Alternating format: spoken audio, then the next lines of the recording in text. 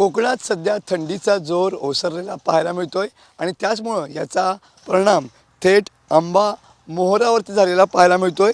थंडीचा जोर ओसरल्यानं आंबा हंगाम संकटात आलेला पाहायला मिळतोय।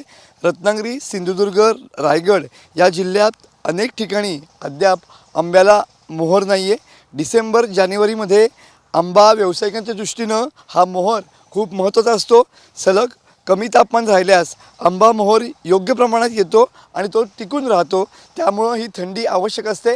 मात्र या आठवड्यात पूर्णपणे कोकणातली थंडी जी आहे ती गायब झालेली पाहायला मिळते।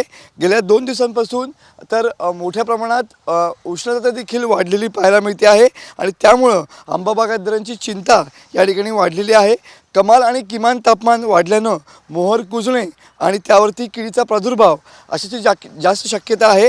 कोकणात जवळपास 80% आंबा बागांमध्ये डिसेंबरमध्ये मोहर हा अद्याप आलेलाच नाही आहे आणि पुढील काही दिवस असेच तापमान राहण्याची शक्यता आहे आणि त्यामुळं पुढचे काही दिवसांचे तापमान हे आंबा मोहरासाठी या ठिकाणी निर्णायक असणार आहे आणि त्याचमुळं सध्या आंबा बागायतदार देखील चिंतेत आहे, कारण गेले 2-3 वर्षापासून निसर्गाच्या दुष्टचक्रात हा आंबा अडकलेला पाहायला मिळतो आहे आणि त्याचमुळं यंदा जी थंडी अपेक्षित होती आणि त्या अनुषंगानं जो मोहर अपेक्षित होता तो अद्याप फुटलेला नाही आहे। त्यामुळं आंबा बागायतदारांची चिंता या ठिकाणी वाढलेल्या पाहायला मिळत आहेत।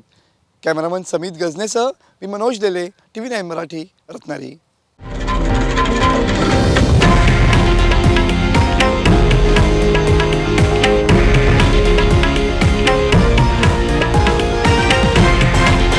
हे आहे देशातील नंबर 1 न्यूज नेटवर्क आणि आपण पाहत आहात TV9 मराठी, एकमेव।